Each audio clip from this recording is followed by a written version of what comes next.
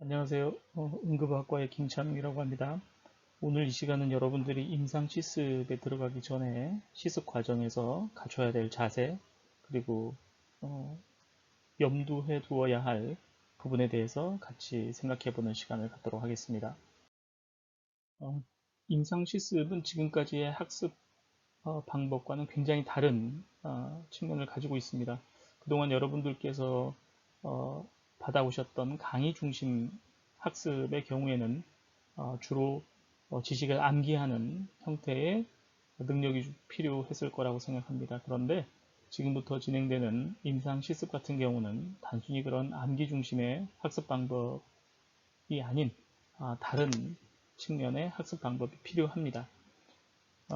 실제 여러분들이 지금 배우셨던 진단 과정 그리고 치료 과정에 대한 지식들이 머릿속에 있을 것입니다. 그러나 그 지식만으로 바로 환자를 진단하거나 치료할 수는 없습니다. 다시 말하면 암기된 지식이 실제로 환자를 진료하고 치료하고 이런 수행 능력으로 전환되기까지는 몇 가지 과정이 필요합니다. 바로 이 필요한 과정을 여러분들이 경험하게 되는 시간이 임상 실습이라고 할 수 있습니다. 따라서 여러분들은 단순히 환자와 의료진들이 진행하는 치료 과정을 관찰하는 것으로 끝나는 게 아니고 여러분들이 실제 환자를 만나서 내가 주치의라면 어떻게 진단을 하고 또 어떻게 치료를 할 것인가, 그리고 환자에게 어떻게 설명을 할 것인가를 적극적으로 사고해보는 그런 훈련이 필요합니다. 이 시간에 다룰 내용을 간단하게 소개하면 우선 환자 인권에 대한 부분, 그리고 비밀 보장에 대한 부분, 그리고 환자 안전, 그리고 자기 주도적 학습에 대한 부분, 그 다음에 전문가 사이의 의사소통, 그리고 학생과 환자의 어떤 관계, 그리고 어떤 복장 및 용모에 대해서 어, 논의하는 것으로 하겠습니다. 어, 인권에 대한 이해 부분입니다. 기본적으로 의사는 환자라고 하는 대상을 만나게 되고 여러분들도 실습 학생으로서 환자를 만나게 됩니다. 환자라는 존재는 기본적으로 한 인간이며 질병으로 인해 심리적, 육체적으로 매우 약해진 상태인 약자이기도 합니다. 바로 이 진료 과정에서 그리고 여러분들의 실습 과정에서 어, 의료진들이 진찰하거나 치료하는 과정에 너무 몰입해서 기본적으로 환자의 인권이 무시되는 경우를 종종 관찰하게 될 것입니다. 실제 그런 상황에서 여러분들이 학생의사로서 환자를 인간으로서 대하고 그들의 인권 부분을 보호할 수 있는 그런 사고를 하실 수 있어야 됩니다. 그래서 환자들이 인식을 하던 못하던 진료 과정에서 환자들이 충분히 존중받는지를 여러분들은 항상 어, 돌아보고 점검해야 합니다. 예를 들어서 의식이 없는 환자라고 해서 그 앞에서 사적인 대화를 한다거나 개인적인 행동을 한다거나 또는 처치를 하다 보면 처치에 너무 집중한 나머지 환자의 신체 부위가 여러 주변 사람들에게 노출되는 적절하게 가려주지 못하는 그런 상황을 많이 만날 수 있을 것입니다. 그래서 여러분들이 그러한 경우에도 환자의 인권과 환자의 어떤 존엄을 충분히 고려한 행동을 보여주셔야 된다는 것. 또 하나 여러분들이 학생이기 때문에 알고 있는 지식이 부족해서 학생들에게 어떤 도움을 줄 수 없을 거라고 생각할 수도 있지만 실제 여러분들은 꼭 의학 지식이 아니더라도 어떤 보조자나 어떤 지지자로서 환자의 어떤 육체적인 물리적인 어떤 도움을 줄 수 있습니다. 따라서 학생 의사로서 항상 약자인 환자들에게 어떠한 도움을 줄 수 있을지 항상 생각하고 그런 부분을 고민하는 것이 필요하겠습니다. 두 번째는 비밀 보장에 대한 부분입니다. 실습 학생인 여러분들께서는 실습을 하시다 보면 환자 진료에 의료 정보에 접근하실 수가 있을 것입니다. 보고서라든가 여러 가지 과제를 수행하는 과정에서 자연스럽게 환자의 정보를 볼 수 있을 것입니다. 그런데 이 진료 과정에서 알게 된 이런 환자에 대한 정보는 절대 비밀 보장이 되어야 합니다. 그럼에도 불구하고 무의식 중에 일상 대화 속에서 환자에 대한 정보들이 노출되는 경우가 굉장히 많습니다. 특히 복도라든가 승강기에서 실습에 대한 경험을 얘기하는 과정에서 환자의 정보가 노출되는 경우도 흔히 발견돼서 곤란한 경우나 굉장히 난처한 경우가 많습니다. 따라서 이런 부분은 반드시 주의하셔야 됩니다. 또한 환자의 의무 기록을 보고 알게 된 사실에 대해서 여러분들이 환자에게 알려주는 경우도 종종 있습니다. 이것이 환자에 대한 배려와 환자가 궁금해하는 것을 알려주는 그런 단순한 것으로 생각하는 학생들이 있습니다. 그래서 환자에게 비밀이 보장되어야 되는 어떤 정보에도 불구하고 학생 의사께서 환자에게 말을 해버린다거나 그래서 굉장히 힘든 경우가 생길 수도 있습니다. 그래서 따라서 환자와의 어떤 대화에 있어서도 절대적으로 학생들 임의적으로 판단해서 환자가 묻는 질문에 단순한 답으로 생각해서 쉽게 환자에 대한 정보를 전달해서는 절대 안 됩니다. 또한 이것과 마찬가지로 환자가 어떤 검사를 했다거나 또는 어떤 환자의 상태에 대해서 이렇게 의무 기록에 기록된 사항이 있습니다. 이런 것들을 환자가 궁금해하기 때문에 그거를 단순히 알려준다든가 이런 경우도 굉장히 문제가 됩니다. 따라서 환자와 대화 또는 환자에게 어떤 정보를 주는 부분에 있어서는 철저하게 지도 교수의 허락과 감독 하에서만 진행될 수 있어야겠습니다. 덧붙여서 여러분께서 의무 기록에 접근하는 어떤 로그 기록은 다 남게 됩니다. 따라서 경우에 따라서는 여러분이 접근하지 않아야 되는 정보에 접근하게 되는 경우는 그걸 시도하게 되는 경우는 경우에 따라서 어떤 상응하는 조치나 처벌을 받을 수 있다는 점을 각별히 유념하셔야 됩니다. 그리고 세 번째는 환자의 안전 부분입니다. 실제 임상 실습의 목적은 앞서 말씀드렸듯이 여러분들께서 어떤 진료 능력을 훈련하는 어떤 교육적 목표를 가지고 있습니다. 그러나 그것보다도 더 먼저 우선시 되는 것은 환자의 안전입니다. 따라서 교육 과정에서 교육의 목적을 위해서 환자에게 위해가 된다거나 또는 위협이 가해지지 않는지 항상 검토하고 고민을 해봐야 됩니다. 따라서 임상 실습도 환자의 안전을 우선하고 이익을 극대화하는 방향으로 이루어져야 된다.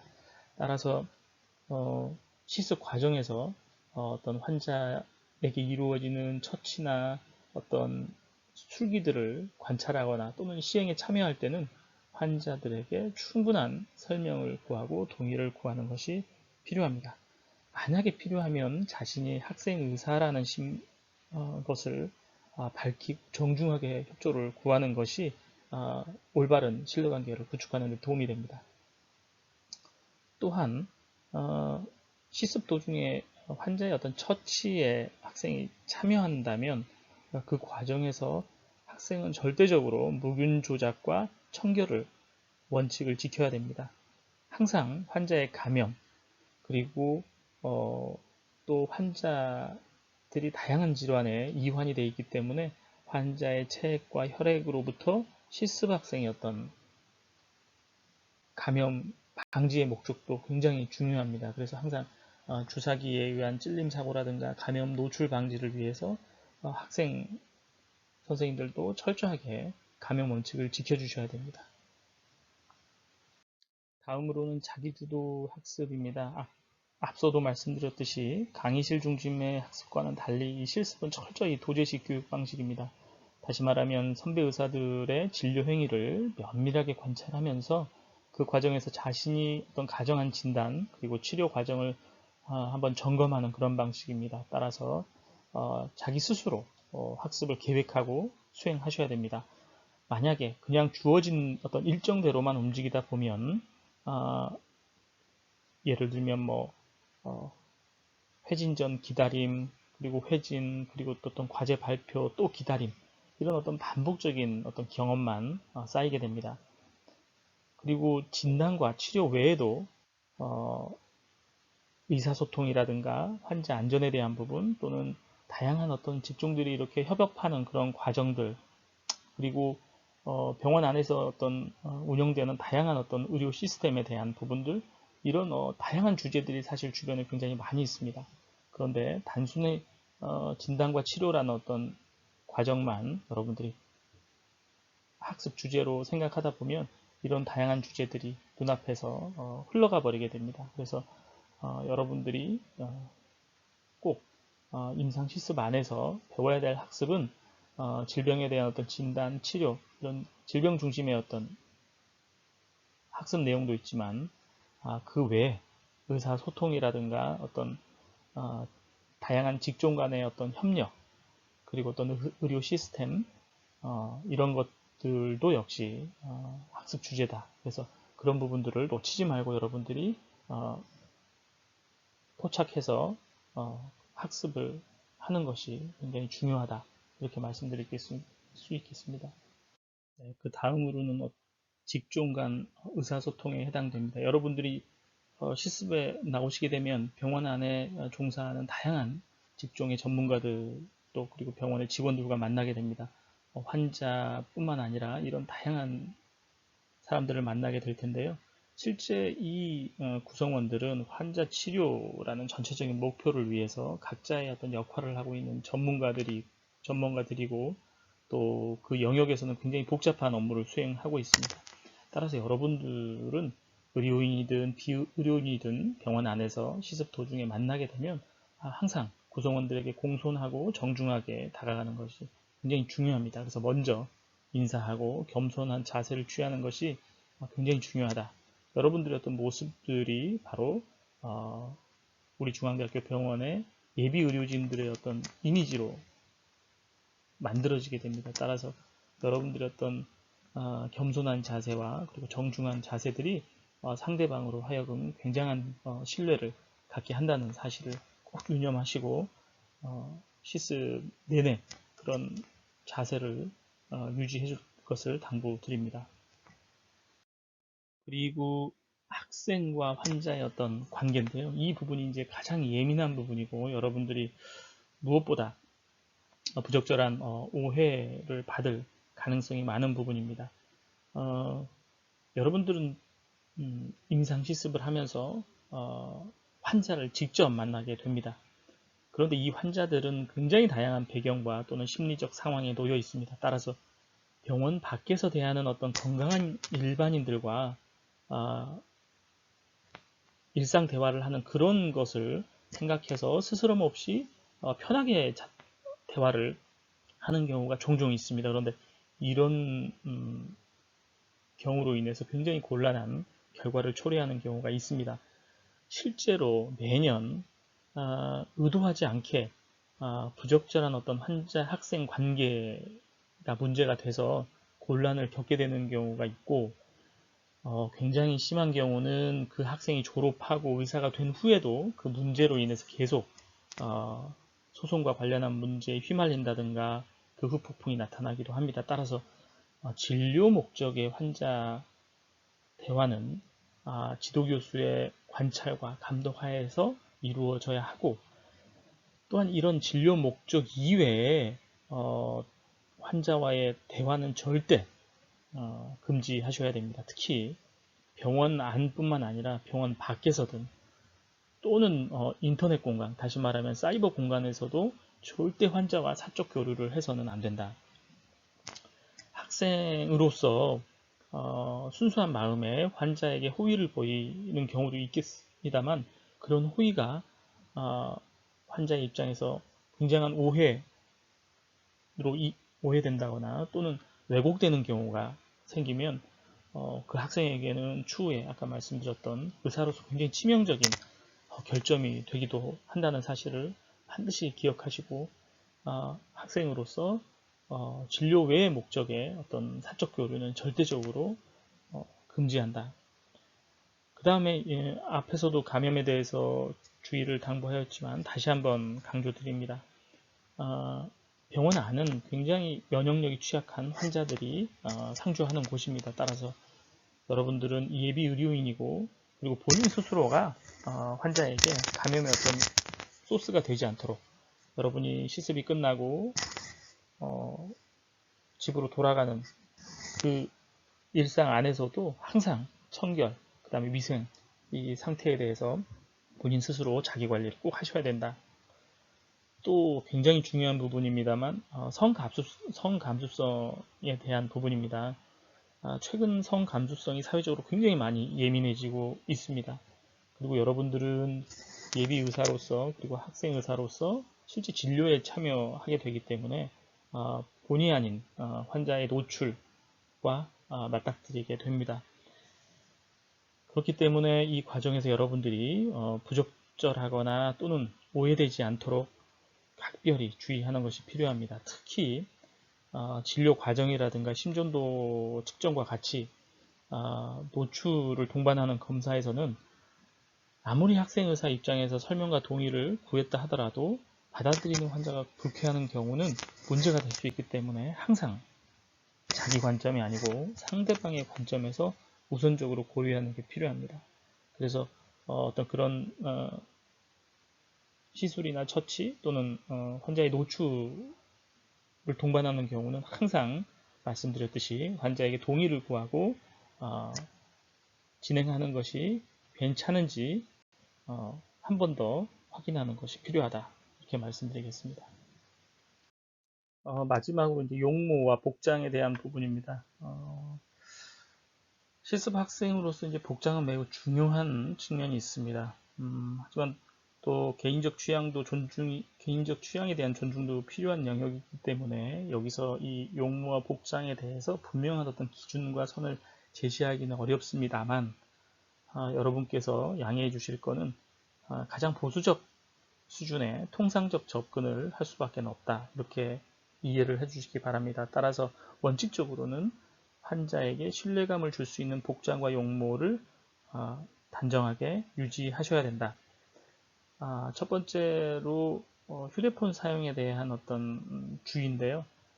실제 병원 안에서 진료가 이루어지는 과정 안에서 휴대폰을 이렇게 사용하는 경우가 굉장히 진료에 방해되거나 또는 환자로 하여금 불쾌감을 유발할 수 있습니다. 따라서 여러분들이 병원 밖에서 생각하시는 것처럼 휴대폰을 필요한 경우에 편한 대로 사용하거나 이런 거는 금지하셔야 된다. 그래서 가능한 한 원내에서 진료나 어떤 실습 참관의 과정에서는 휴대폰 사용을 적극적으로 좀 제한을 해 주십사. 이것과 관련해서 실습이 이루어지는 동안 여러분이 뭐 기념하기 위해서 사진을 찍는다든가 이런 거는 절대 상상을 하시면 안 된다라는 거.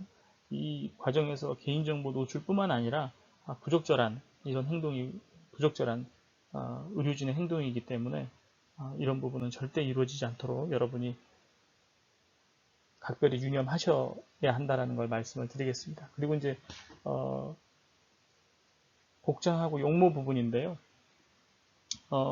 다시 한번 말씀드리지만 이 부분은 굉장히 보수적인 접근이 필요한 부분입니다. 따라서 단정한 복장인데 그 단정함이라는 수준이 굉장히 애매한 부분이 있겠지만 포괄적으로 말씀드리면 어떤 뭐 과도한 염색이라든가 그 다음에 이제 긴 머리를 묶지 않고 입는다든가 왜냐하면 이 묶지 않고 있는 경우는 특히 이제 응급실 실습이나 이런 경우에는 여러분들이 어떤 심폐소생술이라든가 그 비롯한 또는 다양한 시술에 참여하게 되는데 그 머리로 인해서 시술 부위가 오염이 된다거나 또는 가슴 압박과 같은 그런 어떤 처치에 방해되는 경우가 있기 때문에 반드시 머리가 긴 경우는 묶어서 단정하게 유지하셔야 되고 또 신발 같은 경우도 이제 높은 굽을 있는 신발 같은 경우는 어떤 시습에 방해가 되는 경우도 있고 장애가 되는 경우도 있습니다. 그래서 항상 의료진으로서는 안정적인 그리고 편한 활동에 편한 신발을 좀 신는 게 좋습니다. 그렇다고 해서 뭐 일명 뭐 크록스라든가 이런 어떤 신발은 금지해야겠습니다.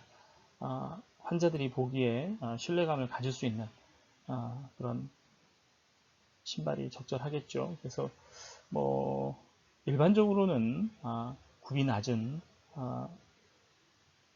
구두가 좋을 것 같습니다. 그리고 이제 뭐 여러 가지 장신구들이 있죠. 그러니까 목걸이라든가 귀걸이라든가 이런 부분들도 여러분들께서 인상 실습의 과정에서 개인적인 어떤 취향을 즐기는 시간이 아니기 때문에 가능한 이런 부분은 최소화하는 것이 필요하겠습니다. 그리고 이제 뭐 네일 아트라든가 또는 색깔이라든가 이런 부분도 여러분들이 가능한 한 자제해 주시는 게 좋습니다.